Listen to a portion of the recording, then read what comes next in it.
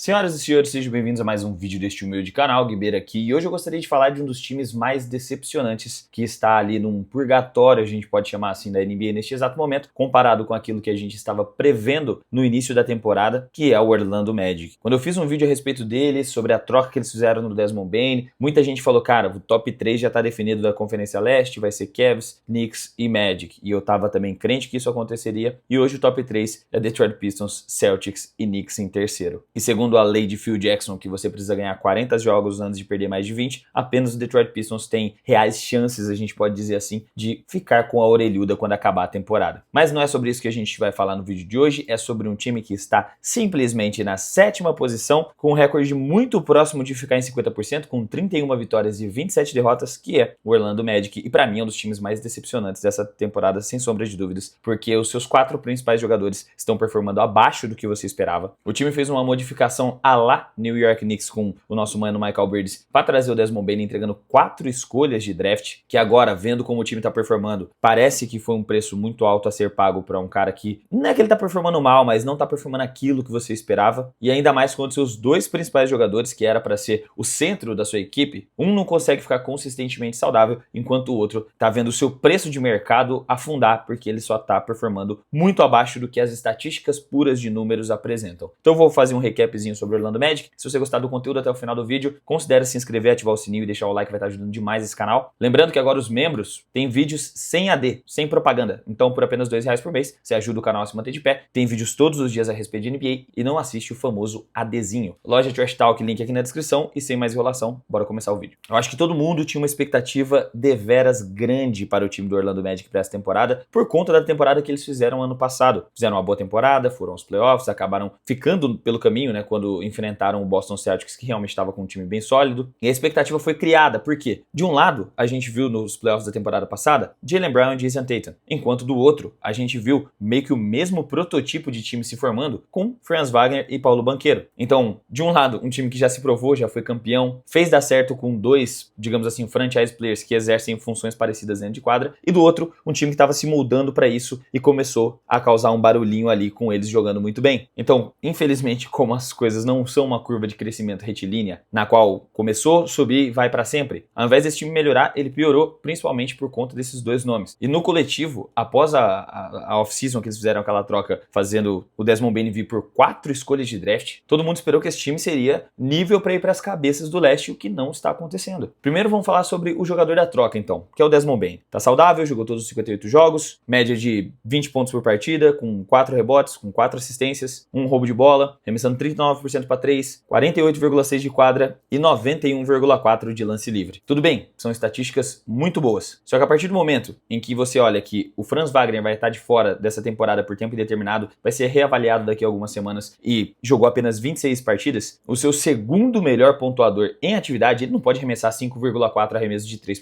por noite, sabe? Sendo que ele é o cara que veio para ser um especialista na hora de matar a bola do perímetro. Ele tem que chutar pelo menos umas 9 bolas por jogo. Tudo bem que eu sei que ele também tem uma certa responsabilidade um pouco maior na hora de criar para si mesmo, ele tá tendo que lidar muito com a bola na mão, tá tendo que, em muitos momentos, orquestrar o ataque do time sendo ele o organizador, que não é a função dele de ofício, mas que ele consegue exercer bem. Acredito que todos nós esperávamos mais do senhor Desmond Bane, assim, papo de 25 pontos por partida, pelo preço que ele foi e pelo papel que ele precisava exercer sem Franz Wagner em atividade, lembrando desse detalhe. Falando sobre o Franz Wagner, quando seu segundo melhor jogador não está conseguindo dar continuidade por conta de lesão, e na verdade esse time do Magic tá lidando com muitas lesões. Franz Wagner jogou só 28 jogos, Jalen Suggs jogou apenas 35 jogos, Moritz Wagner voltou uns dias atrás, jogou apenas 18 jogos. Então realmente quando jogadores muito importantes do calibre desses jogadores que eu acabei de citar não estão disponíveis, é difícil de você dar continuidade a um trabalho bem feito, de você assim contar com esses caras no dia a dia ali da equipe, dentro dos treinamentos, nas partidas importantes, é muito complicado. Então dá pra entender que os caras estão performando abaixo porque muito se dá a quantidade de lesões. Só que mesmo sem as lesões, tirando as lesões, vamos pegar aquele Orlando Magic lá do início da temporada que a gente viu todo mundo em quadra. Ainda não é o time impressionante que a gente pensou que fosse. Foi por um curto período de tempo, precisava de um pouco mais de adaptação, sim. Só que os quintetos que mais performaram abaixo desse time, eu tava dando uma olhada aqui na questão de lineups, né? Esse site aqui é muito maneiro, que ele mostra os quintetos que mais dão certo para os que menos dão certo. E simplesmente os 2 melhores quintetos desse time não envolvem o seu melhor jogador, que é o Paulo Banchero. Enquanto o seu pior quinteto que você pode ter em quadra é quando você coloca 4 jogadores titulares e apenas um armador reserva. Então algo algo de errado não está certo. Agora vamos continuar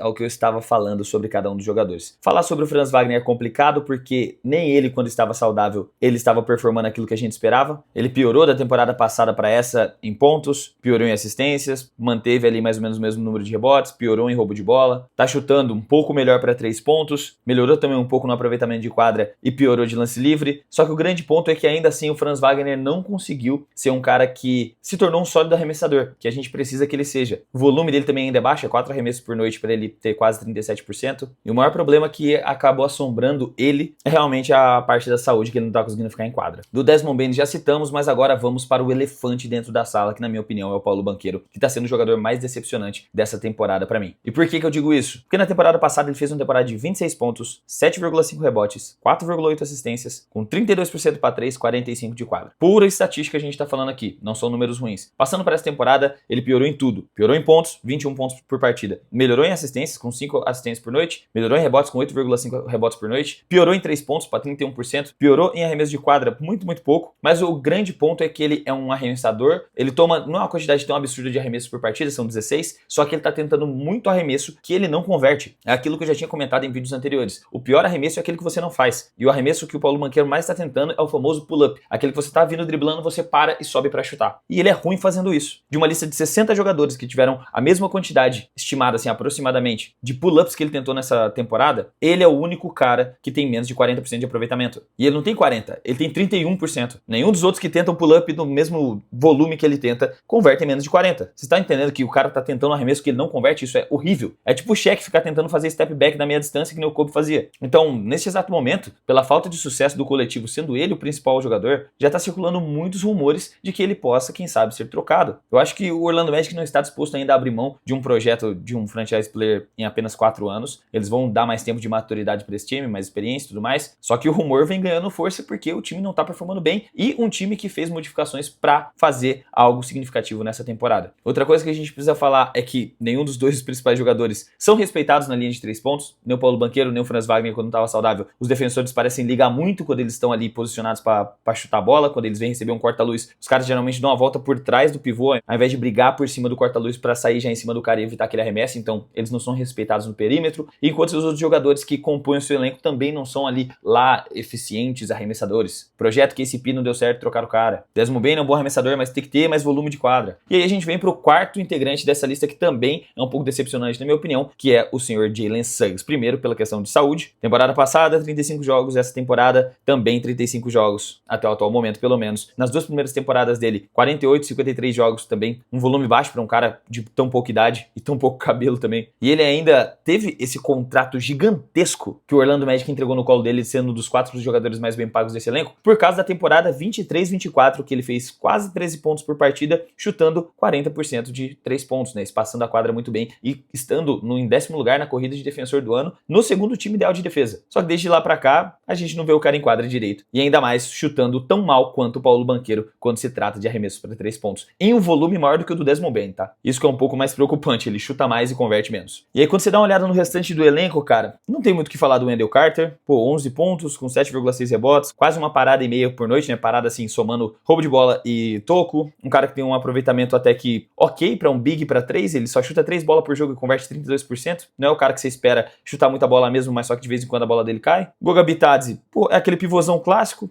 pelo tempo que ele tem de quadra, mano. 6 pontos com 69% de aproveitamento, tá excelente. Com 1,2 tocos ainda, pô, mais de um toco com 15 minutos de quadra, isso é bem impressionante. Tem o Tyus Jones, que é uma das minhas maiores decepções como armador reserva. E aí a gente vem pra falar da parte boa desse time, que eram os jogadores que vinham do banco e um deles tá vindo pra titularidade, que é o Anthony Black, por conta das lesões, né? O Anthony Black tá tendo uma temporada fantástica. Tem nem muito o que falar do moleque, ele saiu da temporada passada de 9 pontos pra 15,7, sendo um bom passador ainda também, com 4 assistências, 4 rebotes. Melhorou também no seu aproveitamento para 3 pontos, 34%. Não melhorou tanto quanto o esperado, mas só que o volume dele dobrou e ele teve ali um período ali de arremesso de 40% para 3, então o Anthony Black, pô, absurdo. Um baita de um armador de 2,1 metros de altura que todo time gostaria que viesse do banco de reservas. E pra mim o melhor e nome mais fantástico desse time realmente é o Tristan da Silva, mano. 8,7 pontos, 3,4 rebotes, chutando 38% para 3, sendo um excelente 3&D, mano. Um dos nomes mais subestimados desse elenco, que causa um impacto muito bom, e todos os quintetos que performam melhor do Orlando Magic tem ele, e tem o Anthony Black também. Só que a única coisa que me deixa meio bolado em ver, tipo assim, Anthony Black, Tristan da Silva, outro cara que é o Noah Penda, joga muito pouco e entrega bastante, mano. O cara joga aproximadamente 13 minutos por noite, teve presente em 40 jogos dos 56 até agora, entrega 4,6 pontos com quase 40% para 3. Então, só recapitulando o que eu comecei o meu raciocínio antes de citar sobre o Penda. 3 jogadores na posição de ala que estão se desenvolvendo, estão arremessando melhor, estão fazendo função de 3&D, estão espaçando a quadra, estão te entregando muito, estão performando acima da média e estão saudáveis, e poderiam estar tendo mais tempo de quadra, e você poderia estar tendo, assim, esse final de reconstrução mais orgânico, enquanto você entregou 4 escolhas para trazer o Desmond Bane, que, assim como eu acredito que o Michael Bridges não performe para 5 escolhas que ele foi trocado, Desmond Bane não tá performando para as 4 escolhas pela função que ele teria que exercer nesse time. Mas pelo menos já é alguma coisa para você ficar animado, né? Tem 3 jogadores altos, defensores, talentosos, que estão desenvolvendo ofensivamente, que podem contribuir muito para esse time no médio prazo. Enquanto isso, você ainda está sofrendo com 2 dos seus 4 principais jogadores com lesão, com o seu principal jogador tendo uma temporada catastrófica, não de estatísticas, mas realmente de performance dentro de quadra, de basquete, de teste de olho. Quando você para pra assistir o jogo, você vê que o Paulo Banchero não é tão impressionante quanto a gente pensou, que ele seria o novo LeBron James. E eu, de fato, vendo a situação do time do Orlando Magic ali, nessa faixa de play-in, mano, eu não sei o que esse time pode fazer pra consertar, mano. Eles precisam de espaçamento, eles precisavam que o franchise player tomasse mais responsabilidade da parte ofensiva, e nem mais aquela característica de ser um dos 5 melhores times defensores que eles tinham na temporada passada, eles estão conseguindo manter nessa temporada, já que eles são a 13ª melhor defesa e o 17º melhor ataque. Então, por mais que esse time no papel parecesse ser muito bom, me parece que o Orlando Magic, neste exato momento, está naquele limbo de Miami Heat. Só que o Miami Heat não fez nenhuma troca significativa para tentar trazer ninguém assim, tipo, nossa, vamos tentar fazer algo impressionante nessa temporada trazendo alguém. Na verdade, eles só perderam o Jimmy Butler, e ainda assim o time deles manteve